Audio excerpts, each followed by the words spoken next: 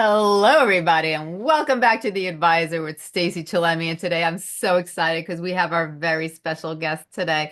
We have Diane Hayworth, and she is a Park Center success coach, and she is all about being loved. And that is her thing. She just wants people to learn how to be loved. And a lot of times when we were young, we were saying, be quiet, be good, do this, do that. You have to act like this, and all those things stick in your head. But no one told us how to be loved. And she's here to show you how. And today she has a great topic she's going to be talking about. It's unleashing the divine love, embracing spirituality in every life. So we're going to dive into this and we're going to infuse our daily lives with divine love, and we're going to explore the profound impact it can have on our personal growth journey. And I am so happy to have you here, Diane. I love when you come. You are just a ball of fun. You have a great personality, you have great ideas, and when it comes to being loved, you are an expert in it. Because many people, if you haven't been taught, as a child and you weren't given that love, sometimes you just learn what you learned in your environment, and that's all you know. And so if you meet someone in your life that is lovable and does show you love, sometimes it's hard to accept it because you never had it. But, I'm really excited to hear what you have to say about unleashing, the divine love and expressing, embracing your spirituality. Now, before we begin, can you just tell people a little about yourself and then we'll dive right into that? Yep. And thanks again for having me back. I love this conversation, and I love especially having this conversation with you. You know, it, I think that what you said was really true. A lot of times, certainly the way I grew up, while my parents loved me very much, I grew up in a really weird time in the United States in the 60s Yeah. and in the 70s. That's when I was in school and college. Hmm. And it's like we said, I learned how to be quiet. I learned how to be a good girl, how to be a good wife, how to be a good student, but I didn't learn how to be love. And I didn't even understand what that meant. Yes. It is so much bigger, broader, more powerful, and transformational than just, we're going to be nice and we're going to be love. No, love is fierce, love is powerful, and love is who we are at our core. And I didn't learn that. I've been stumbling on this path ever since Yeah. because I realized in my life this idea of love and divine love. I just didn't get it. I thought everybody got a memo, and Yeah. somehow like I wasn't there that day. Yeah. So that led me on this path. Right. I love it. I love it. I think it's so important. And before we begin, I just want to remind people that Diane is part of our podcast community. She has her own podcast on her channel. So if you go to her podcast, you will find all her videos, all her podcasts, and all her topics that she talks about, all different things, related to being loved and love and spirituality and all the things that are in relation to that to help you grow and develop into the person you want to be. So when it comes to really diving deep into and embracing love and spirituality, what are some of the things that why is it so important that we embrace love and we embrace spirituality? Because, a lot of people, they are so involved with everything else in life. And a lot of people, like, we weren't taught, how to be loved. Like I grew up from a family that I know they loved me, but I never saw my father kiss my mother. I never saw him give her a hug. I didn't know that parents did those type of things, And in my family it was actions speak louder than words, So, when it came to being loved, I had the love in me. I knew what love was, but I had to really, being loved and loving myself and being able to love others, I had to really connect with my inner self. And once I was able to do that spiritually and really be able to connect mentally, spiritually, everything started to fall together and I started to learn how to really love who I was. And then that's when I shined and I started to glow, and my whole feeling about life and really wanted to really rock the world with all these great things came about. Now, what's your idea of spirituality and love? Well, first of all, I really appreciate what you said about your family. And I think that is a wonderful example of what happens to us. Certainly in the English language, we use love for a variety of ways, right? I love my family. I love my slippers. I love this spaghetti. Now, do you really love the spaghetti like you love your kids? Right. No. So we just have this weird understanding of love. When I'm talking about love in this context, I'm talking about the real love, love with a capital L. To me, that is the intelligent, creative, expansive energy that beats your heart and mind, that makes the seasons come in, that creates galaxies. Yeah. This is not your I love my slippers kind of thing, right? This is not it. This is, and you reference, you connected to the inside. That spark within you, within me, within everybody who will ever see this or hear these words, we all have that. I call it the spark of the divine. That is the love, right? That's the love, not even our love of attachment. No, I'm attached to this job or I'm attached to this house. I love it. Those things come and go. Yeah. They just do. That eternal divine love never leaves you. You Mhm. are always cradled in that. However, on my personal path, I didn't know it. I Yeah. kept looking outside thinking this relationship, this class, this Oprah episode, right? Hmm. Something, this great bottle of wine, whatever it was, this was Yeah. going to help me feel love. That's not it, folks. It's not outside. This is an inside job. And it's just like it reminds me of the Wizard of Oz, right? Hmm. Dorothy's looking all over for a way to get to back to Kansas, and it was always inside. She always had the ability to do it. Right. We are always looking externally for what's inside. And as we really understand we're going to embrace these three pillars of health, right? You and I have talked about this: Yeah. mind, body, spirit. In a physical form, we need them all. Yes. But it's this spiritual part that can carry you through physical issues, which you know all about that. You're a wonderful spokesperson for that kind of thing. It can help carry you through trauma. Hmm. It can help carry you through grief. It can help carry you through these horrific situations we see in the world today, because Yeah. it's the only thing that doesn't change. Yeah. Love, real love, never changes. That's so true. For people who want to embrace their spirituality, who want to feel better as a person, and they feel maybe they're lacking something, what would be your advice to others? Like, how do you get started? How do you get started in embracing love and spirituality? That's a great question. And I get asked that a lot. I will have some people say to me, I don't have any spiritual beliefs. Well, that's a spiritual belief, the belief that you don't have one. Hmm. Everyone has a belief about what happens when we die. Right. Is there some energy or some bigger plan at work in our lives? Yes. So just to acknowledge what you might be feeling, not from a place of right or wrong, first of all, that's pretty cathartic right there. Right.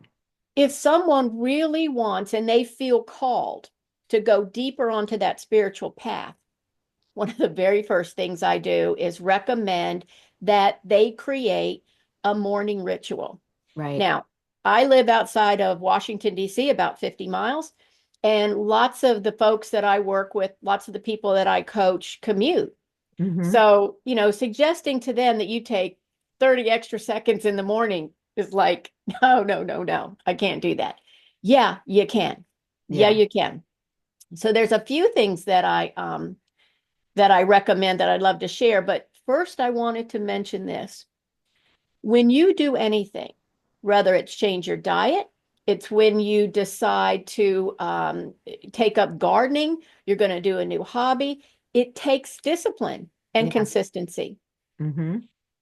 The poet, Marion Woodman, I think was her name, she had this beautiful phrase. She said that, discipline has a bad connotation here in the United States, at least.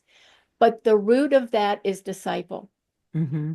So when I think of my morning practice, I think I really want to be a disciple of love, a disciple of life, because I want the fruits of that, right? I want more peace, more clarity. I just want things to be more fun. Yeah.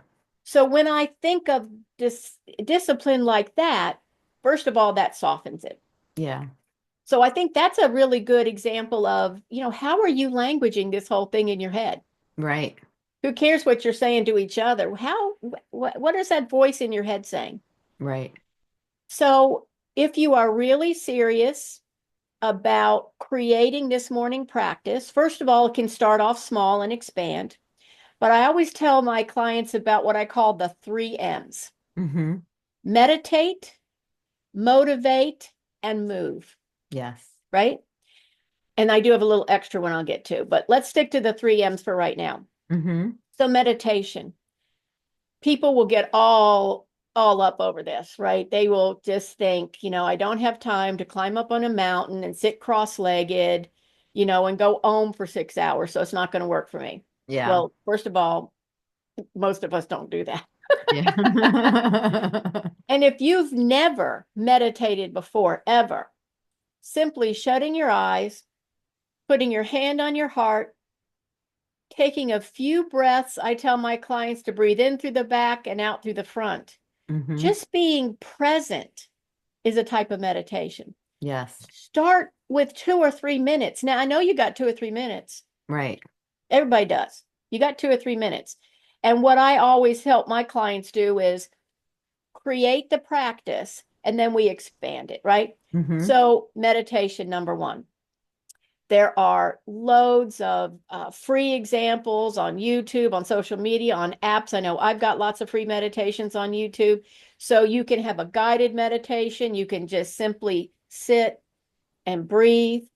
One of the things that, if it's possible, I have my clients do, especially the ones that are a little weirded out by meditation, is simply start by taking a meditative walk Yeah. in nature. Mm-hmm. Just listen. What do you hear? What do you see? What do you feel? You want Right. to detach from the thoughts as much as possible, but that's not going to be 100%. Yes. The idea is the constant stream of thoughts. I got to do this. Did I do the laundry? Wait a minute, I forgot to pay those bills. That keeps you up here and out of this heart center. Right. This is where everything happens. Mm-hmm. So that first M is meditation. Second M is motivation. Right. So often, and I'm not talking to you, Stacy, but y'all know everybody else does it. You pick up your phone. You Mm-hmm. want to see, did I get a like on that last post I did? Yep. Did I get that email? What kind of weather is it 3,000 miles away for some reason that you don't even really care about? Mm-hmm. But you have already detached from this. You've already started to focus externally. Right. So if it is possible for you, put that down. Yeah. Don't connect with that. That's not motivating. What I'm talking about with motivation is read a text. It's if you can stay away from a screen, that's great. So if Yes. you can pick up what they call a book, y'all remember books, Hmm. read a book. For me, my practice is there's a daily lesson in A Course in Miracles, Right. and that's the one that I go to. Mm-hmm. I will also have motivational books that I will read, and Yeah. I will say, 10, 15 minutes, whatever it is. But what you're doing is filling your consciousness with something uplifting, motivating, inspiring. Yes. That's it. So then the last M is move. Mm-hmm. Now, this is not necessarily your exercise routine, Right. but it's conscious movement so you can feel more grounded in your body. So for me, sometimes I'll just walk up and down the stairs here in the house if it's cold, like it happens to be today. Yep. Um, Sometimes I'll put on music and just move, have a little dance. But with meditation, motivation, and with this movement, you have connected mind, body, and soul. Yeah. It doesn't have to be much. However, my experience has been as you can lengthen those times, right? Maybe you do Mhm. 20 minutes of meditation, which is what we know scientifically, and I'm not a doctor, but from the studies that are Yeah, published, that's where you get the benefit in the brain, right? right, And maybe you read for 15 minutes and maybe you move, I don't know, maybe you like walk backwards to your car if you're commuting. You can figure it out, but you want to do something to bring you in the body. right. The benefits over time, more clarity, more peace. What I have people tell me all the time, and Stacy, I know you had people tell you this, is things that used to really activate them. They could just feel that fire come up, like Yeah. that, that just starts to go down. Mm-hmm. That's when you have more capacity for joy and happiness and everything you want. Right.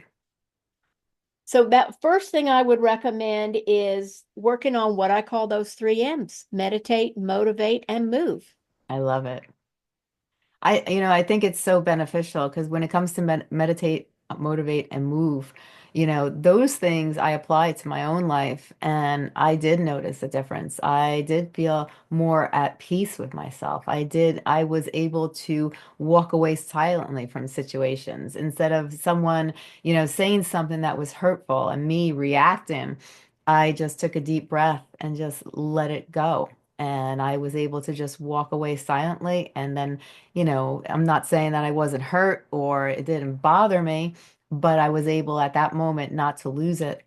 I was able to be able to keep myself at a level of calmness, and I still kept myself at a level of calmness. And then I just had to, work on maybe some hurt feelings if someone hurt me, let's say.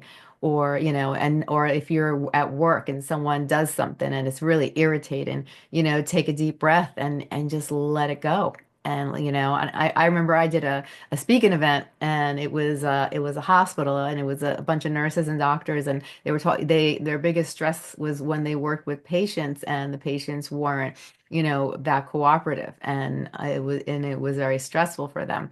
And I simply gave them a breathing exercise that they could do while sitting down behind a desk, and we did it all together. And I actually took a sound bowl and I played the sound bowl at the same time, and everybody asked them, how do you feel? Everybody screamed out at the same time, good, because it's just changing the demeanor in your mind, and that changes demeanor in your heart, in your body, and you start to really look at things differently. Your clarity, like you had mentioned, changes, and you do feel more at peace, like you mentioned. Well, the breath work is so important, and that can be an important part of meditation, by the way. Oh yeah. So I love that you brought that up.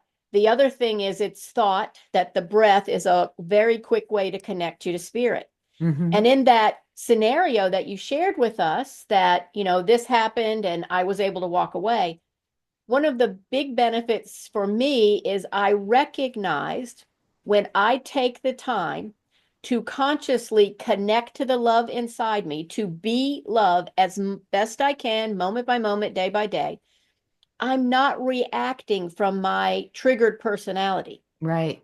I can react from a place because sometimes we need to have create boundaries and we need to Yeah. respond. We're not telling anybody to let people walk over you. That's not what this is about. Right.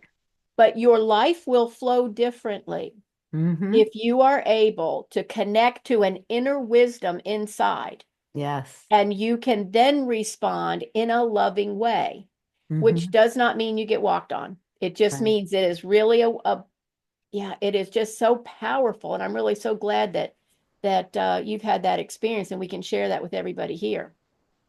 And I think too, when feeling loved also, and being able to love, you know also creating boundaries, with the Healthy outside world, boundaries. healthy boundaries, really realizing, okay, I love myself, so I'm going to take care of myself, and I am going to create boundaries in different areas of my life. And because many people, especially I think the generation we grew up in, were people pleasers. We were just, we were told to be good. We were told to, do this. We were told to make mom and dad happy, Yep. and be polite. And when people do, always say thank you. When you go to people's houses, do this. And so you grow up and you have that in you. And, many people are people pleasers, but as being a people pleaser can sometimes be very draining. And people tend to walk on people sometimes because in the society we live in, not everybody has a huge heart, and some people do, even if they're a good person, people sometimes take advantage of those people who are just naturally good at heart. And, so you have to set boundaries, I think, in life. It's important too. Well, and we teach people how to treat us, right? And it's not even just our physical self, but that yeah, that spirit within. When I was first learning to meditate, which is over 30 years ago now, my kids were little. Hmm. They were, I would say they're school age. They weren't tiny, but they were school age. And they quickly noticed the difference between mom, because I would meditate 20 minutes in the morning and 20 minutes at night. And they could read because they were school age. I would go into a little den we had in that house, and I had a sign on the door, and it said, Mom is meditating. Unless Yeah. you're on fire, unconscious, or bleeding, do not come in. And they quickly learned, and things would happen, of course, and there would be times they would go, Mom, do you need a meditation break? But it taught them, Yeah. and I would always say, do you want to come in and meditate with me? If you do, you sit here. This is back in the old days when we had like Yeah. kitchen timers. You Hmm. sit here. If you want to get up, but you don't talk to me again, Hmm. right? Unless you're leading on fire. Hmm. Yeah, I wish I still had that sign because I still laugh about it. It is Um, cute. yeah, but it changed. I will say, even that one thing changed how I saw the world. And one of the things meditations did for me personally is before it was, I got to do this for the kids, I got to do this for my parents, I got to feed the dog or whatever it was. All of that's important. Yeah. But if I wasn't feeding me, my soul, Hmm. then I was working out of resentment and Yeah. obligation Yes. instead of being able to do the very same things with love. Right. That's the power of love. That's the power of love. And that's the power of connecting, taking this, just starting out in a few minutes, meditation, motivation, movement. If you've got kids in the house or animals, just incorporate them in the movement if you want to. This Yeah. is 30 seconds of dance time. Look at mom be crazy. However you want to do it. Right. What are some things that some ideas you can give people about motivation and motivating themselves? So, one of the things is, from my experience, is to find what inspires you. What inspires you? I've got one client, a beautiful client, who does not necessarily react well with people. She doesn't dislike people, but for her, reading about nature, in meditation, listening to nature sounds. Hmm. She has big books, and sometimes she'll do it on the screen, whatever it is. But seeing nature images, that's a way she connects, and it's really motivating for her. She Right. never feels, I mean, let's face it, if you're out in nature, it's not like Hmm. a squirrel is going to say, "Oh, girl, that those pants look too little." No, you're not judged. You are just one with that same energy that Yeah. created you. That's why people Hmm. feel so good about nature. That's why they go forest bathing. So find what inspires you. Right. I find the books that inspire me, but there are also I've got a playlist of songs that inspire me.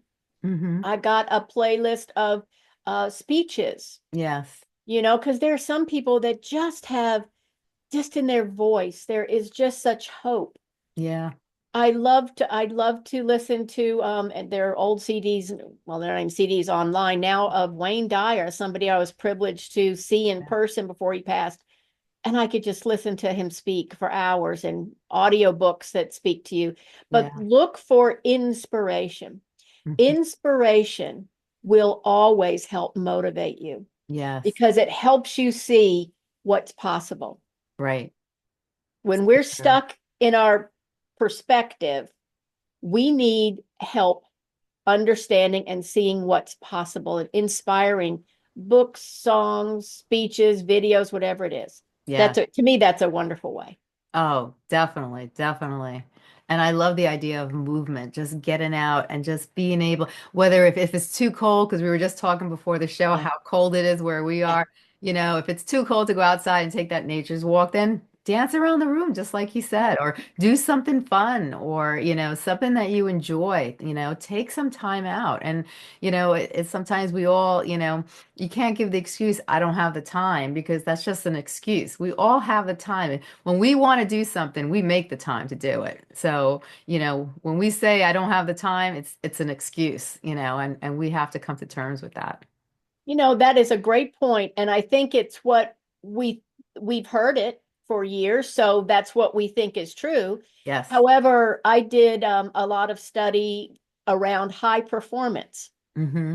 and what is shown in so many studies is Yeah. when you take time out, Mm-hmm. even you and I sit in front of computers all day. Right. Just getting up and walking around once an hour Yeah. increases your productivity. Yes. So you will gain more time in the long run Yes. by honoring yourself Mm-hmm. and by embracing that divine within. And you can use whatever words, you want. To me, Right.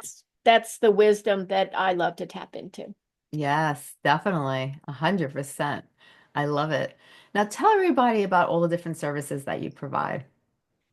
My passion, as you know, Stacy, is I love to help people on the path, the spiritual path to just connecting deeper to their own inner wisdom. And it's Mhm. because I needed it, right? That's, Yes. that's exactly why I do this. I love it because that's what I needed. So I have a website called More from Diane. That's actually my link tree. You can see everything that's coming up. I've got free webinars, there's gifts there. Also, my passion project is the Be Love Principles. And I know that we've talked about that. We've got a show coming up on that. To me, Hmm. that's a transformational tool Yes. that helps people go from a constricted personality or ego view about any person, place, thing, whatever's going on in your life. Right. And it helps you go to a more expanded, loving view. Just gives you a different perspective. Right. And I know we're going to have all that in the show notes, but that's beloveprinciples.org. And I also just started a monthly membership called the Empowered Spiritual Path. So if you just want to be around people that love to talk about stuff like this, come Yes. join us on the Empowered Spiritual Path. I love it. I love it. Now, share with us, what motivated you to go in this direction? Because a lot of times people really want to understand why the person, is really doing what they're doing. What made you be the person you are? Really think it's because I was looking for love my whole life. Um, my parents, as I said, did the very best they could.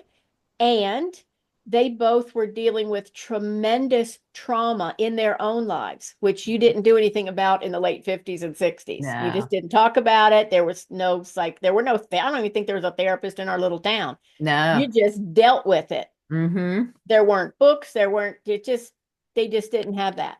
Yeah. So they were dealing with really significant trauma on their own. And I just always thought something was missing. Yeah. I spent many years in a beautiful church with very loving people, and I just felt I'm just not getting something. Mm-hmm. So it's been my personal quest to understand not the love that can be external to me, Yeah. but this love that I am, that I come from, that you come from, that it's that energy that weaves us all together. Yes. That's what I've always looked for. And that's what brought me to this work. I And it was love it. meditation that opened the door actually to go to the next level. I think meditation is so powerful. I always encourage it. And, someone said one time in one of my books, why do you talk so much about meditation? Because I don't think people realize how powerful it could really be if we apply it on a daily basis in our lives. It could change you completely, your mental, your physical state, your spiritual state, the way you live life, externally. everything, if you just take the time out. And like we mentioned, there's no right or wrong way to meditate. It's the what works for you. So, that's so important too.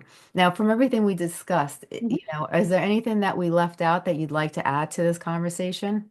If someone is already working on a spiritual path and they are consciously saying, I want to go to the next level, I would encourage journaling. Mm, What I do in the morning before I do my 3 M's, actually, because this yeah. is the way it's come about for me after many, many Yes. years, is I get up, I light a candle, I bring out my journal, and I will use different techniques today. As a matter of fact, I opened my journal. I wrote the date down because I always like to go back and look. Yeah. And my journal prompt was love, meaning God, universe, spirit, right? Yeah. Love, what do you most want me to know today? I like that. And I always connect to my heart first, and I just start to write. I love it. I have gotten the most profound, and it's not, you can tell it's not you because it doesn't sound like you, but Yeah. it takes a little while. So if anybody is interested in journaling, just start. Just start 15 minutes or 3 pages of a little journal. And Hmm. Stacy, I could tell you, I had a coach, my own coach, probably Yeah. 10, 15 years ago, that told me to journal. And I was paying this guy a lot of money. So my first journal entry was, I'm journaling because he told me to. This is stupid. What a waste of time. I can't freaking believe I'm doing this, but oh, I'm going to tell him I did it. And then, because I promised him, right, I was going to do this for a few days, I Yeah. was shocked by what came out. Right. Yeah, but I had the same, I was just like the rest of y'all, this is dumb. Yeah. And the first time, literally, the first time I sat down to meditate, you would have thought somebody put me on hot coals, right? I'm like, was it time up? Right. What time is it? Discipline, discipline, Yes. and think of it as being a disciple of love or whatever inspires you. Why do you want to be on this path? Is it Yeah. for your family? For me, you and I have spoken about this. I've got Yeah. little grandsons, and I want to leave them a more compassionate, loving, collaborative world. Yeah. And it starts with each one of us. And that Oh, sounds yeah. corny, but that's how it starts. No, it's true. It's so Yep. true. And it's funny because when I started to meditate, I was taking classes, and every time when I was taking the classes, it would be at the end when she's about to close and everyone's getting ready to pull their mats up and everything because everyone was sitting on the floor. And I'm looking around like, where's everybody going? I just started to relax. It's the whole 45 minutes I was trying to relax. And then it got to the end and I just started to relax. And it took, as the more I did it, the quicker I was able to get into a Yep. state of calmness.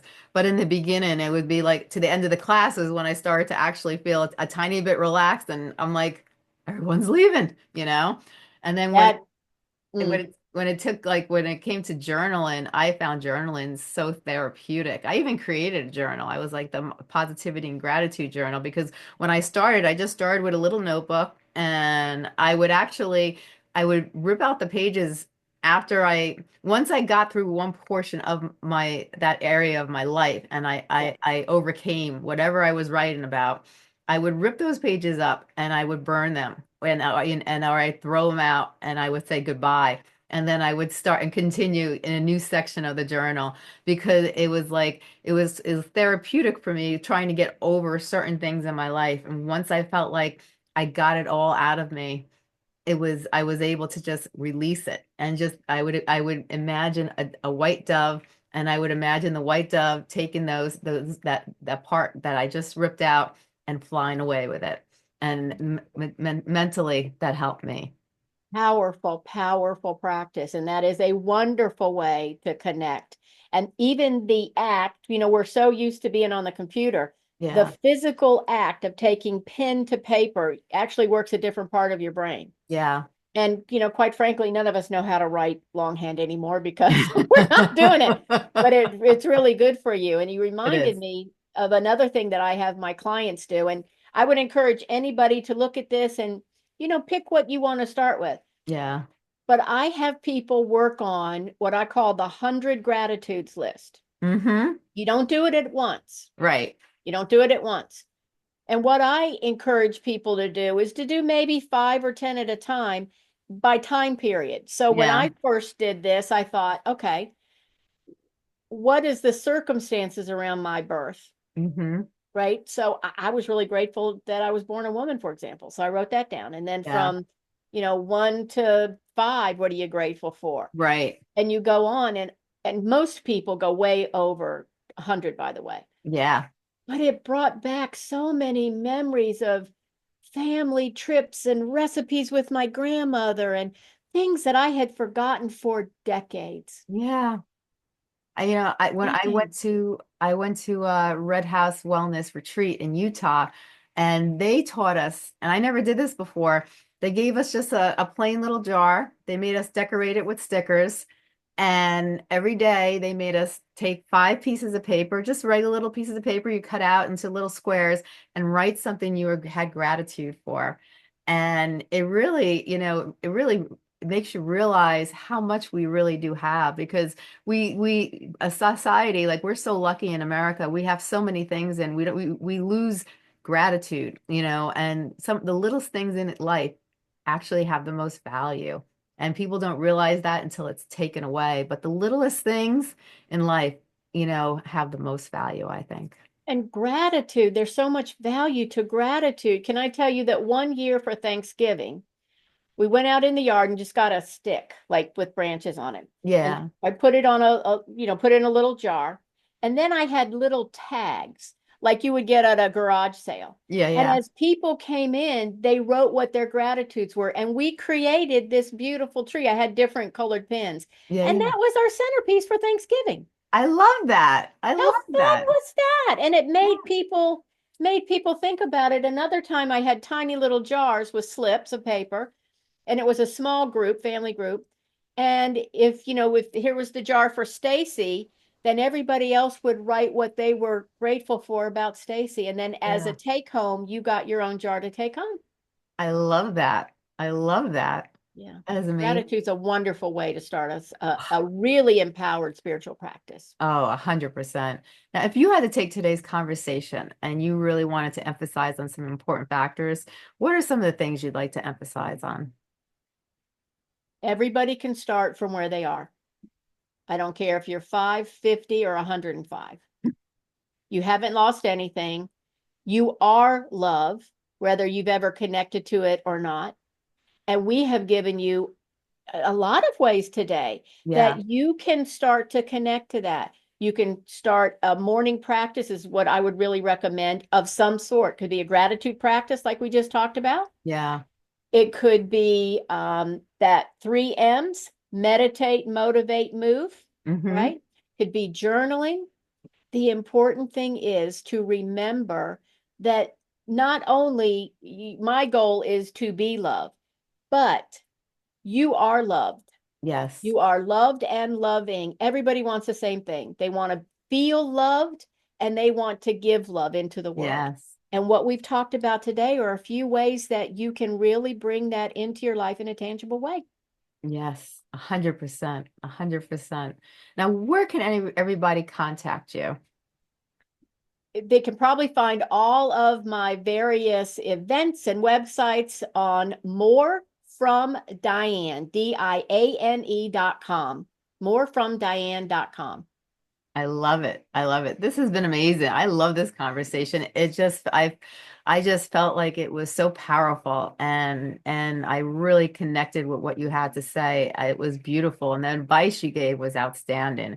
You did a fantastic presentation today, and I just want to commend you, because I really felt like the advice you gave will be beneficial to so many thousands of people out there listening. And I just want to thank you for taking the time out to share. Oh, thank you. And thank your audience, everybody that will ever see this. And you can see from what Stacy does, what I do, when you do what you love, it shows. Yeah. This is love. This is Hmm. a flavor of love, I call it. Yeah, for sure. Y'all just got a flavor of love. Yes. And everybody has that love in you, and Yeah. everybody can be loved, and you can learn how to do it. Once again, go to Diane's podcast where she has all her podcast episodes. Find her on our website. Type in her website. You can find all her stuff on her website, and you can find all her podcasts on all the distribution channels. You can find her video on YouTube, and she's just amazing. And if you have any comments, please leave them in the comment box and feel free to follow us because we love you guys and we want to help you. So follow us, subscribe, and we'll see you soon. Thank you so much. And thank you, Diane. Mm. Love you all. Love you.